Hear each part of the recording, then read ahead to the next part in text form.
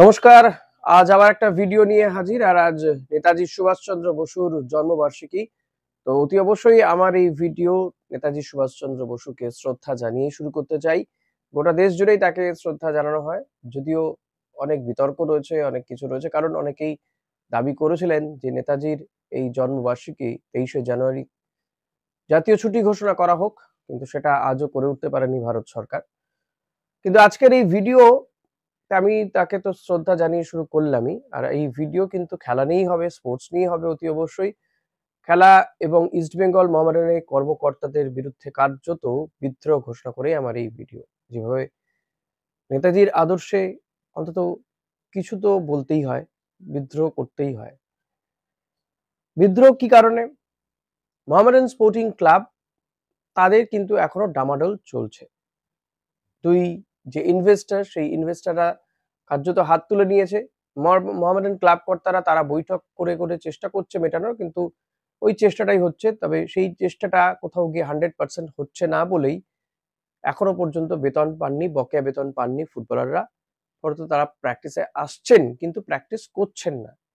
গতকালও যে ছবি দেখা গেছে, তারা মাঠে এসেছিলেন টিম বাসে করে, কিন্তু বেশ কিছুটা সময় কাটিয়ে মাঠে গল্পগুজব করে আড্ডা মেরে চলে গিয়েছেন, প্র্যাকটিস করেননি। ইস্ট বেঙ্গল কর্মকর্তা তাদের টিমের এই হাল দেখতে পাচ্ছেন তারা। উইন্টার যে ট্রান্সফার উইন্ডো, তাতে একজন মাত্র প্লেয়ারকে নিয়ে আসা হচ্ছে, রিচার্ড সেলিস। ডিফেন্সের ওই অবস্থা। প্রত্যেকটা ম্যাচে হিজাজি হেক্টরদের ভুলে গোল খেতে হয়েছে আর হারতে হচ্ছে। তা সত্ত্বেও ভালো কোনো ডিফেন্ডারকে তারা নিয়ে আসতে এখনো পারল না। এই উইন্টার ট্রান্সফার উইন্ডো তো শেষের পথে, আর কয়েকটা দিন, এক সপ্তাহ। এই দুই কর্মকর্তারা, মানে এই মোহামেডান ইস্ট বেঙ্গল কর্মকর্তারা করছেনটা কি? তারা কি আদৌ ফুটবলারদের নিয়ে চিন্তিত? তারা কি আদৌ সদস্য সমর্থকদের নিয়ে চিন্তিত? সদস্য সমর্থকদের আবেগকে তারা গুরুত্ব দেন, নাকি শুধু নিজেদের রোজগারটা হয়ে গেলেই সমস্ত কিছু হয়ে গেল? এই সমস্ত কর্মকর্তাদের বিরুদ্ধে একটা কথাই বলতে ইচ্ছে করে শুধু, ছি ছি ছি রে নুনি ছি, ছি ছি ছি রে নুনি ছি রে ছি রে ছি। এই কর্মকর্তারা আর কবে জাগবেন?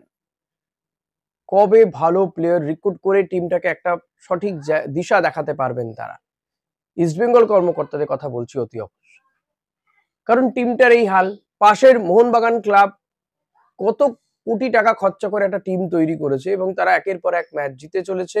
যদিও সাম্প্রতিক দুটো ম্যাচ পরপর ড্র হচ্ছে, সেটাও একটা তাদের স্ট্র্যাটেজি। প্লেয়ারদেরকে রেস্ট দেওয়া হচ্ছে, এটা স্ট্র্যাটেজির মধ্যে পড়ছে।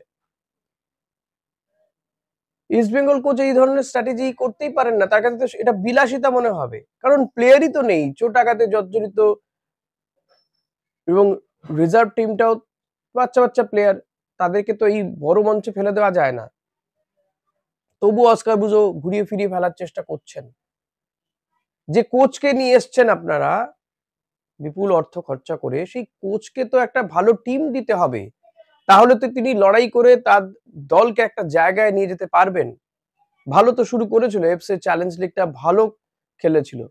খাদের কিনারায় পরপর 6টা ম্যাচ হেরে গিয়েছিল যে টিমটা, সেই টিমটার মনোবলটা কোথায় বাড়িয়ে এফসি চ্যালেঞ্জ লিগে পরের পর বিদেশি টিমগুলোর বিরুদ্ধে জয়। ঘরে এসেও তারা জয়ের মুখ দেখেছিল। কিন্তু জানুয়ারি মাসে উইন্টার ট্রান্সফার উইন্ডোতে মনে করা হয়েছিল যে ভালো কিছু রিক্রুটমেন্ট হবে। হলো কোথায়? মাদি তালাল কবে সিজন আউট হয়ে গেছেন, তার পরিবর্তে প্লেয়ার এলো না। যাকে নিয়ে আসা হলো তিনি কিন্তু মিডফিল্ডার নন। বলা হচ্ছে মাদি তালালের রিপ্লেসমেন্ট হচ্ছেন Richard Celis, but Richard Celis midfielder নন। মাদি তালাল ছিলেন মাঝমাঠের প্লেয়ার। সাউল ক্রেসপো চোটাঘাতে জর্জরিত। একটা মাঝমাঠের প্লেয়ার নেই, আনাও হলো না। না দেশীয় কোনো প্লেয়ারকে নিয়ে আসা হলো অন্য কোনো দল থেকে, না বিদেশি কোনো প্লেয়ারকে নিয়ে আসা হলো। এটা কি চলছে? আর মোহামেডান ক্লাব এত প্রাচীন একটা ক্লাব, যাদের গোটা বিশ্বে সাপোর্ট রয়েছে, সমর্থক রয়েছে, সাপোর্ট বেস, ফ্যান বেস একটা টিম, যাদের এত টাকা, তারা যারা ইনভেস্টরদের সঙ্গে এতটা কেন দূরত্ব বজায় থাকবে? কেন এই শেয়ার দেওয়া নিয়ে এত টানাপোড়েন, আর তার ফল ভুগতে হবে ফুটবলারদের? এই বিষয়গুলো তো আগেই মিটে যাওয়ার কথা ছিল। মাঝখানে শুনলাম মিটে গিয়েছে, কিন্তু আসলে মেটেনি কিছুই। সবটা হচ্ছে ওই ধামাচাপা দিয়ে দাও। ইস্টবেঙ্গল ক্লাব কর্তারা রেফারিদের নিয়ে বলবে, আর একজন প্লেয়ারকে কোনোমতে নিয়ে এসছে। আমি জানি না ইমামি গ্রুপ তারা কি টাকা পয়সা দিচ্ছে না, না দিতে চাইছে না। আর আইএসএল এর রেফারিং নিয়ে যত কম বলা যায় ততই বোধহয় ভালো। আরমান্দো সাদিকুকে রেড কার্ড দেখানো হয়েছিল লাল হলুদের বিরুদ্ধে খেলাতে, সেখানে যে হিজাজিকে কার্যত তিনি পেঁচিয়ে ফেলেছিলেন, হ্যাঁ, তার জন্য তাকে রেড কার্ড দেখানো হয়েছিল। আবেদনের পরে পরে সেই রেডটা ইয়েলো হয়ে গেল, ভাবা যায় না। একই অপরাধে জিকসনকে রেড কার্ড দেখানো হয়েছিল, যদিও জিকসন হাত দিয়ে শুধু দিয়েগো মরিসিওকে সরিয়ে দিয়েছিলেন, তার পায়েই বল ছিল, তাকে রেড কার্ড, সেটা কোনো পরিবর্তনও হয়নি। ঠিক একই টাইপের নন্দাকেও রেড কার্ড দেখানো হয়েছিল, নন্দারও পায়ে বল ছিল। আবার দেখুন বেঙ্গালুরু এফসি বিরুদ্ধে রেড কার্ড দেওয়া হলো তাদের এক ডিফেন্ডারের বিরুদ্ধে। সেই দিয়েগো মরিসিও তিনি বল নিয়ে এগিয়ে যাচ্ছিলেন এবং তাকে তার জামা ধরে টানা বক্সের ভেতরে, সেটা পেনাল্টি দিয়েছে, হলুদ কার্ড হতেই পারত। কিন্তু পরের ম্যাচে এই প্লেয়ারটিও খেলতে পারবে না। বেঙ্গালুরু এফসি পরের ম্যাচ রয়েছে মোহনবাগানের বিরুদ্ধে। অনেকেই তো বলতে শুরু করেছেন যে মোহনবাগানের বিরুদ্ধে বেঙ্গালুরু এফসি একজন ভালো প্লেয়ারকে যাতে বসানো যায় তার চেষ্টা। আমি সেসব বলছি না অবশ্য, কিন্তু এখানেও কিন্তু প্রশ্ন রয়েছে ওই রেড কার্ডটা নিয়ে। বেঙ্গালুরু এফসি ভালো শুরু করেও হেরে গিয়েছে ওড়িশা এফসির বিরুদ্ধে ৩-২ গোলে।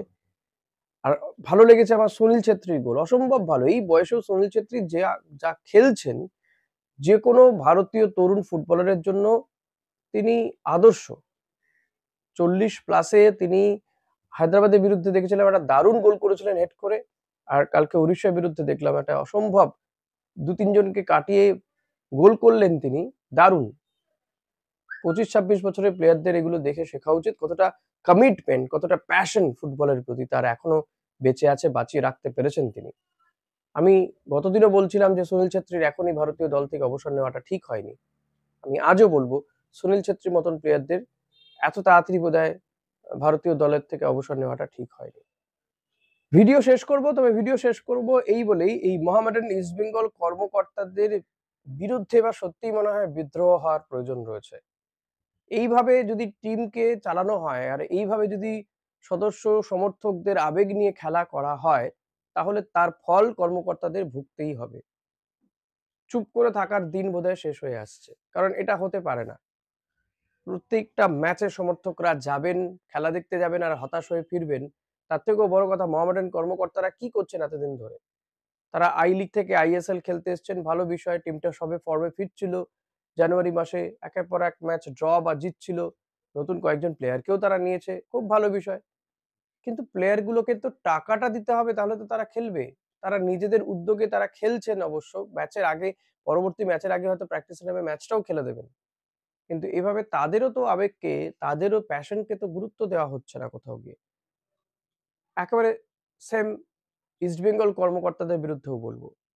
তারাও এই যে প্লেয়ারদের লড়াই, সেই লড়াইকে যদি আরো বেশি করে সাপোর্ট করতে হয়, কোচের লড়াইকে, কোচের রণকৌশলকে যদি সাকসেস করতে হয়, তাহলে তো তাকে গুরুত্ব দিতে হবে। তার মতো তাকে টিমটা তৈরি করতে দিতে হবে, একটা ভালো প্লেয়ার, একটা সাপোর্ট দিতে হবে। সদস্য সমর্থকরা প্রত্যেকটা ম্যাচে মাঠে যাচ্ছে, খেলা দেখছে আর হেরে আসছে। এটা তো ভালো লাগছে না, না? পাশের ক্লাবের থেকে তো টিকা-টিপ্পনি শুনতে হচ্ছে। সেটা তারা সহ্য করছে কেন? তাদের প্রিয় দলের জন্য।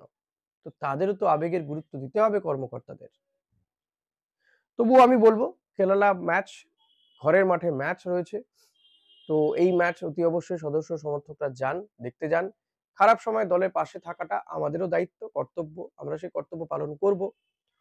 তো আশা রাখবো ইস্টবেঙ্গল এই ম্যাচে ভালো কিছু করবে। আমার মনে হয় আপনারাও আমার সাথে সহমত হবেন। কেরালা এবং ইস্টবেঙ্গল, কেরালা এফসির সঙ্গে ইস্টবেঙ্গলের এই ম্যাচের স্কোর লাইন কি হতে পারে প্রেডিক্ট করুন। যার প্রেডিকশন মিলে যাবে, পরবর্তী অর্থাৎ ম্যাচের পরবর্তী কোনো ভিডিওতে তার নাম ঘোষণা করব। এখনকার মতো এই ভিডিও শেষ করি, তবে ভিডিও শেষ করার আগে আবারও বলবো যে আমার এই ভিডিওটি ভালো লাগলে লাইক করবেন, কমেন্ট করবেন, শেয়ার করবেন। চ্যানেলে নতুন হলে সাবস্ক্রাইব করতে ভুলবেন না। ধন্যবাদ।